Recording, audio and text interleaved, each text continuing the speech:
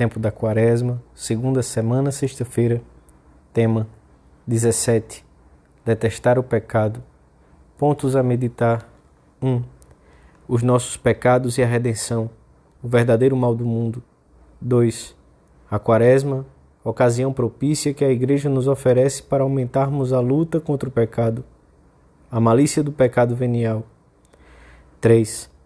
A luta contra o pecado venial deliberado, sinceridade, exame, contrição.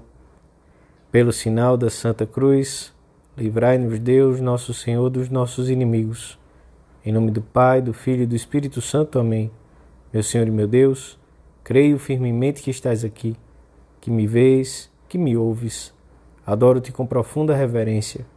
Peço-te perdão dos meus pecados e graça para fazer com fruto este tempo de oração. Minha Mãe Imaculada, São José, meu Pai e Senhor, meu anjo da guarda, intercedei por mim.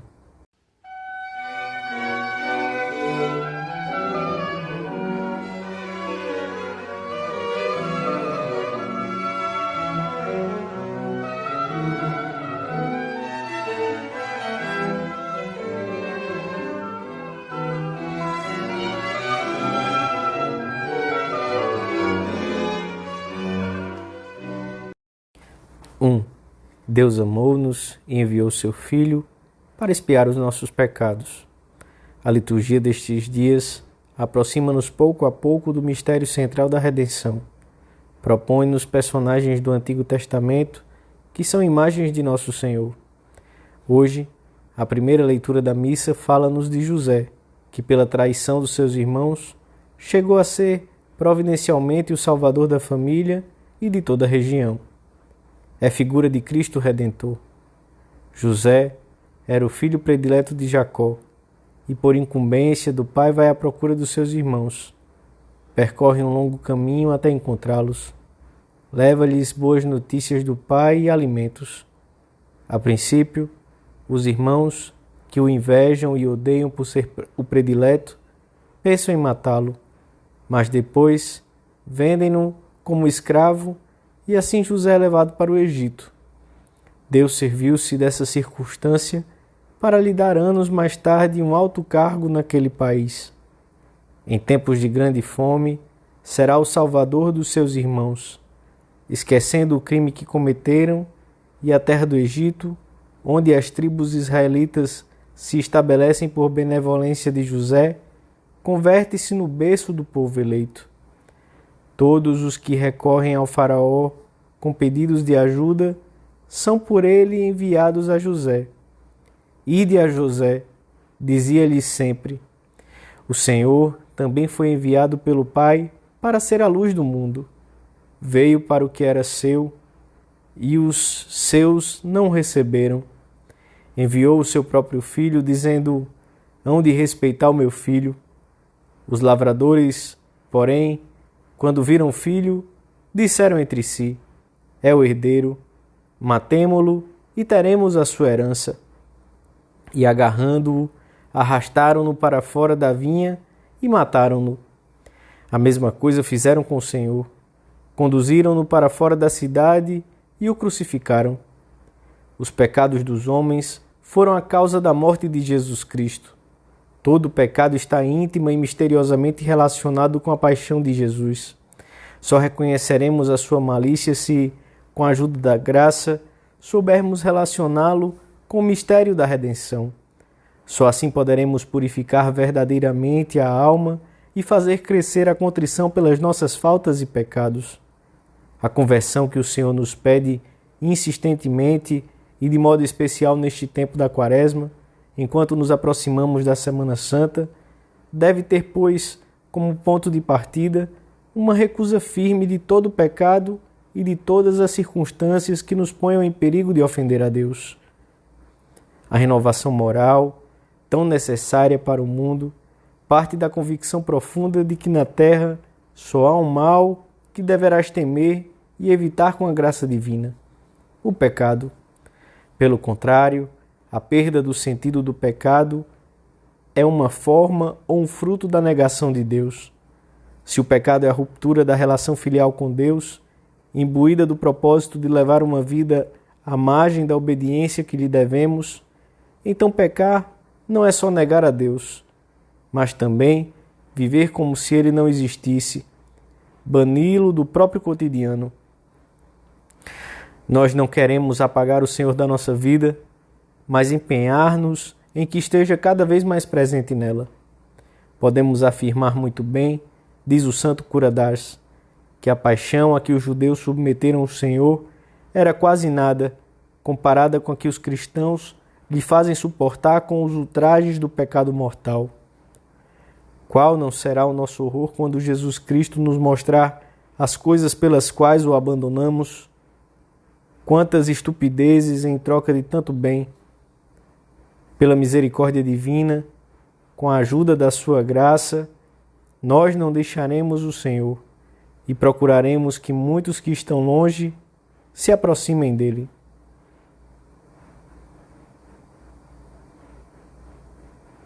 Dois. Para compreendermos melhor a malícia do pecado, devemos contemplar o que Jesus sofreu pelas nossas faltas. Na agonia de Getsêmani, vemo-lo padecer o indizível. Aquele que não conheceu o pecado, fez-se pecado por nós, diz São Paulo.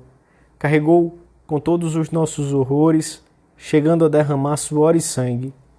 Jesus, só e triste, sofria e empapava a terra com seu sangue. De joelhos sobre a terra dura, persevera na oração. Chora por ti e por mim. Esmaga o peso dos pecados dos homens. É uma cena que devemos recordar muitas vezes, diariamente, e muito especialmente quando as tentações se tornam mais fortes. A conversão pessoal que o Senhor nos pede depende da atitude que tomemos em face do pecado venial deliberado, pois os pecados veniais, quando não se luta por evitá-los ou não há suficiente contrição depois de cometê-los, causam um grande mal à alma, tornando-a insensível e indiferente às inspirações e moções do Espírito Santo. Debilitam a vida da graça, tornam mais difícil o exercício das virtudes e inclinam-nos para o pecado mortal. Muitas almas piedosas, diz um autor dos nossos dias, andam num contínuo mau humor, enfermam de pouco cuidado nos pormenores, são impacientes ou pouco caritativas nos seus pensamentos, juízos e palavras, falsas nas suas conversas e atitudes, lentas e relaxadas na sua piedade, não se dominam a si mesmas, são frívolas na linguagem, tratam com ligeireza a boa fama do próximo, conhecem os seus defeitos e infidelidades, talvez se acusem deles em confissão, mas não se arrependem seriamente de os ter cometido, nem empregam os meios com que os poderiam evitar. Não compreendem que cada uma dessas imperfeições é um peso de chumbo que as arrasta para baixo. Não reparam que estão começando a pensar de uma maneira puramente humana, a agir unicamente por razões naturais, nem que resistem habitualmente às inspirações da graça ou que abusam dela. A alma perde assim o esplendor da sua beleza e Deus vai se afastando dela cada vez mais. Pouco a pouco a alma perde os seus pontos de contato com o Senhor. Já não vê nele o Pai amoroso e amado a quem se entregava com ternura filial. Algo se interpôs entre os dois. É o caminho já iniciado da tibieza. Demonstraremos o nosso amor a Deus, a nossa correspondência à graça, na luta decidida por desterrar da nossa vida todo o pecado. Que pena me dás, enquanto não sentires dor dos teus pecados veniais, porque até então não terás começado a ter verdadeiramente vida interior. Peçamos hoje à Virgem que nos conceda a graça de detestar não só o pecado mortal, mas também o pecado venial deliberado.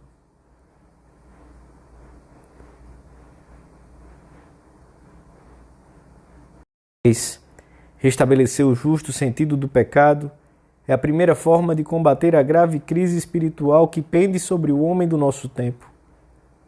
Também para empreender decididamente a luta contra o pecado venial, é preciso reconhecê-lo como tal, como ofensa a Deus que retarda a união com Ele. É preciso chamá-lo pelo seu nome, sem desculpas, sem diminuir a importância transcendental que tem para os que verdadeiramente desejam ir para Deus. Os movimentos de ira, inveja ou sensualidade não afastados com rapidez. O desejo de ser o centro de tudo, de chamar a atenção, a preocupação exclusiva com o próprio eu, com as coisas e interesses próprios, que leva à perda da capacidade de interessar-se pelos outros. As práticas de piedade feitas com rotina, com pouca atenção e pouco amor, os juízos levianos e pouco caritativos sobre o próximo, tudo isso são pecados veniais e não apenas faltas ou imperfeições. Devemos pedir ao Espírito Santo que nos ajude a reconhecer com sinceridade as nossas faltas e pecados, a ter uma consciência delicada que pede perdão e não justifica seus erros. Aquele que estiver com o olfato da alma em boas condições, diz Santo Agostinho, perceberá como fedem os seus pecados. Os santos compreenderam com absoluta clareza, à luz da fé e do amor, que um só pecado, sobretudo mortal, mas também o venial, constitui uma desordem maior que o pior cataclismo que possa assolar a terra. Pois o bem da graça de um só homem é maior que o bem natural do universo inteiro. Fomentemos um sincero arrependimento das nossas faltas e pecados. Lutemos por tirar toda a rotina ao recorrermos ao sacramento da misericórdia divina. Deves ter verdadeira dor dos pecados que confessas, por mais leves que sejam. Aconselha São Francisco de Sales, e fazer um firme propósito de emenda para o futuro. Muitos perdem grandes bens e muito aproveitamento espiritual, porque, confessando-se dos pecados veniais por costume e mero cumprimento, sem pensar em emendar-se, permanecem durante toda a vida com eles. A Virgem Santa Maria, refúgio dos pecadores, a ajudar-nos a cultivar uma consciência delicada, a ser sinceros conosco próprios e nas nossas confissões e a saber arrepender-nos prontamente das nossas fraquezas. Dou-te graças, meu Deus, pelos bons propósitos, afetos e inspirações que me comunicaste nesta meditação. Peço-te ajuda para os pôr em prática. Minha Mãe Imaculada, São José, meu Pai e Senhor, meu anjo da guarda, intercedei por mim.